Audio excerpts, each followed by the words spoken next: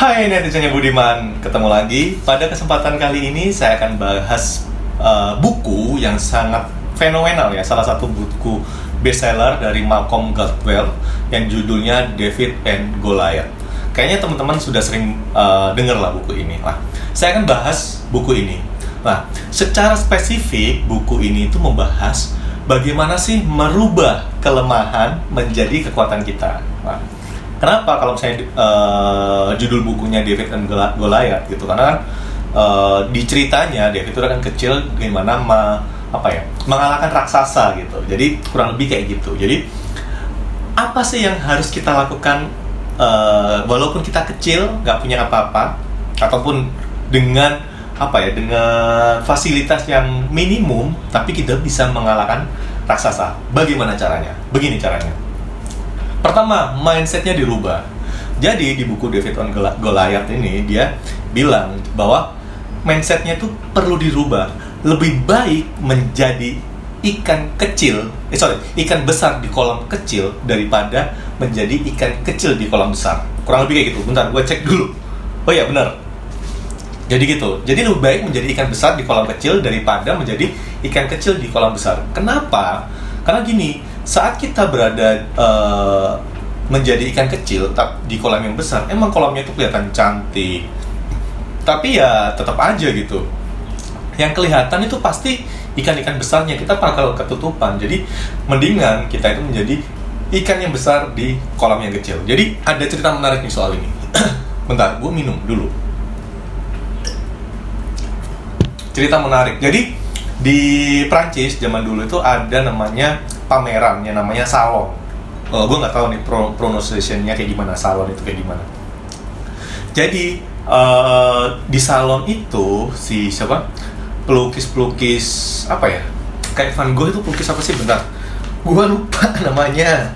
Sorry, gue bukan pelukis ya. Jadi impresionisme. Jadi pelukis aliran impresionisme kayak Van Gogh itu kurang mendapatkan tempat di pameran itu. Jadi kalau mereka naruh lukisannya itu pasti ditaruh tempat yang terpencil, yang dimana jarang orang yang lihat gitu. Karena kenapa? Karena yang ditaruh di sana lukisannya banyak kan, dan ada jurinya yang menilai lukisan mana yang terbaik, dan yang terbaik itu ditaruh yang paling kelihatan sama pengunjung. Jadi yang jelek-jelek itu taruh ditaruh di tempat yang kurang strategis gitu. Nah, masalahnya karena juri-jurinya itu nggak suka susah banget sih impresionisme, jadi kurang suka dengan aliran impresionisme. Jadi ya pasti di tempat lukisan yang jelek. Enggak, pelukis-pelukis aliran tersebut akhirnya berpikir gimana ya caranya ya supaya orang-orang itu notice sama lukisan kita gitu. Akhirnya mereka memberanikan diri untuk membuat acara, bukan membuat acara ya, membuat sub acara lah, atau di ruangan yang berbeda yang khusus untuk lukisan aliran tersebut. Jadi akhirnya gak banyak pengunjungnya ya, cuma sekitar 10% yang datang ke galeri tersebut. Jadi bikin galeri baru kan, jadi ke galeri tersebut. Tapi at least 10% itu ngelihat lukisan aliran tersebut, dibandingkan ditaruh tempat yang besar tapi nggak ada yang lihat. Dan kalau misalnya di tempat yang besar juga kemungkinan orang-orang juga fokus yang lukisan-lukisan yang bagus, yang lukisan-lukisan yang jelek mungkin di bawah 10% yang lihat. Dan akhirnya gara-gara itu, galeri yang sub galeri atau sub acaranya itu akhirnya sekarang menjadi terkenal di Paris, dan menjadi stage atau menjadi panggung buat pelukis-pelukis aliran tersebut.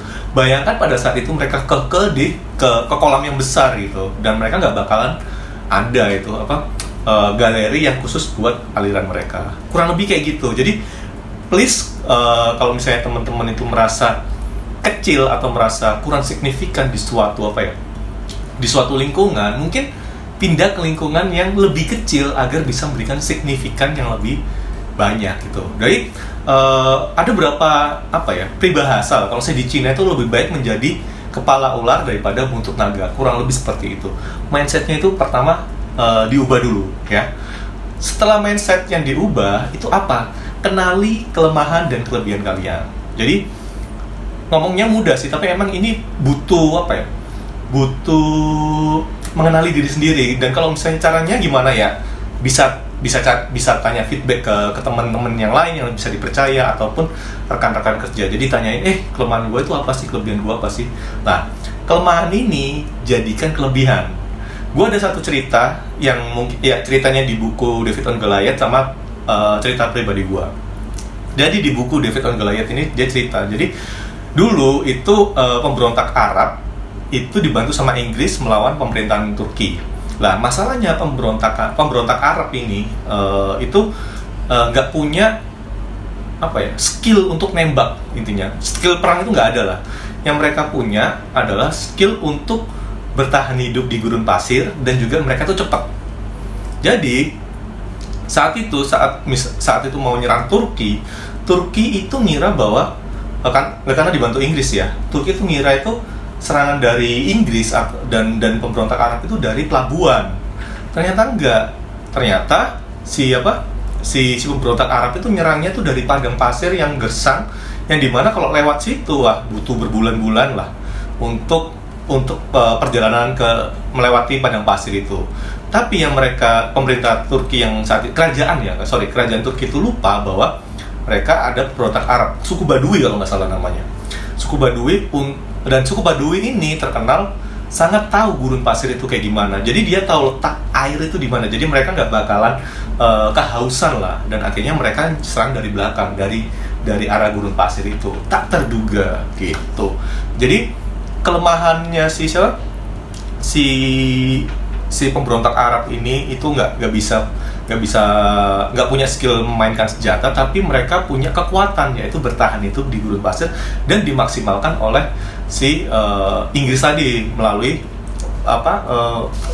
panglimanya ya, namanya Lawrence. Jadi Lawrence itu benar-benar memahami dulu nih suku Badui itu kayak gimana. Akhirnya dia berhasil nyerang Turki dan menang gitu. Dan kalau nggak salah di buku itu dijelasin sedikit lah yang mati intinya gitu. Pengalaman kedua adalah pengalaman pribadi gue sendiri, yaitu dulu tuh gue punya temen, orangnya tuh mendiam banget, dan bahkan gue ngelihat dia tuh kayak nggak punya nggak punya target, bukan target, nggak punya lupa gue, nggak punya ambisi. Nah itu gue ngerasa dia tuh nggak punya ambisi gitu, karena orangnya slow banget. Di saat kita itu bersemangat, dia tuh slow banget. Gue ngerasa ini nggak oke lah. Pada suatu saat kita itu ada problem gitu lah, semua itu panik, semua itu emosi, ya kan? Dan satu orang ini itu dengan sangat santainya dia bilang gini, kalau misalnya kita bingung dan saling nyalahin, nggak akan solve. Gimana kalau misalnya kita selesaiin dulu masalahnya? Saat itu gue langsung mind blowing gitu. Oke. Ini anak orangnya itu nggak punya ambisi, tapi emang pada saat-saat genting kayak gitu, orang yang tenang itu sangat-sangat dibutuhkan untuk bisa kita berpikir sehat dan secara pakai logika lah, nggak emosi gitu. Jadi dari situ gue sadar bahwa setiap orang itu punya kelebihan dan kekurangan, yang dimana itu tugasnya, ini biasanya kalau misalnya di perusahaan, tugasnya leader ngelihat, anak ini kelebihan sama kekurangannya apa sih, kita rubah kelemahannya dia menjadi kekurangannya dia menjadi kelebihannya dia, dan kita boost kelebihannya dia gitu. Karena bahkan seorang pendiam pun mempunyai peran yang sangat krusial pada kondisi-kondisi tertentu. Jadi tinggal pinter-pinternya aja leader melihat anak buahnya ini, anak buahnya ini strong di sini, kurangnya di sini. Jadi ya kayak main catur aja gitu. Nah, kemudian yang ketiga di buku ini juga dijelaskan juga bahwa kalau misalnya kita itu menjadi David atau menjadi orang yang memiliki keterbatasan atau memiliki fasilitas yang sedikit, itu menjadi poin plus buat kita. Loh, kok bisa? Nah gini, anggap aja kamu itu yang anggap aja kamu itu miskin lah intinya, dan ada orang kaya, anak orang kaya. Secara logika pasti bakalan sukses yang orang kaya tadi karena dia punya fasilitas. Tapi yang kalian lupa, orang yang kurang mampu atau orang miskin tadi pernah berada di titik di bawah. Jadi kalaupun misalnya ngambil resiko, ya lebih berani. Karena kenapa? Karena saya pernah berada di tahap yang paling susah. Jadi setiap permasalahan yang ada itu ya nggak ada yang lebih berat dari dia gitu. Gua pernah sampai nggak pernah makan gitu. Dan permasalahan cuma apa? Cuma misalnya let's say gajinya dipotong, itu bukanlah big deal buat dia karena gua masih bisa makan. Beda dengan orang kaya, misalnya dia selalu dapat fasilitas terus tiba-tiba dia pendapatannya dipotong, itu bisa menjadi masalah buat dia karena sebelumnya dia tuh dapat duit terus lah intinya lah.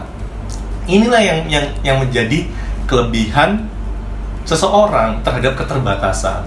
Dan juga sepertinya banyak banget tokoh-tokoh dunia lokal maupun internasional yang berawal dari ketidakpunyaan atau miskin dan dengan keterbatasan. Contohnya aja di Indonesia siapa ya? Misalnya Jokowi gitu. Terus siapa lagi ya? Si anak singkong itu siapa, lupa gue namanya, yang punya Trans itu juga kan dari keterbatasan juga. Jadi gunakan hal itu menjadi kekuatan. Kekuatannya apa? Tahan banting. Kalian kalau misalnya ngambil resiko nothing tulus, karena kenapa? Karena pernah mengalami hal yang lebih parah. Mental sudah terjaga, tinggal gimana naikin growth-nya aja gitu. Gitu sih kurang lebih dari pembahasan buku David on Goliath ini. Seperti biasa, kalau kalian suka dengan channel ini, dukung channel ini dengan like and subscribe. Dan kalau misalnya kalian ada pertanyaan atau komentar, silakan tinggalkan komentar di bawah, nanti gue balas. Oke? Thank you. See you. Ciao.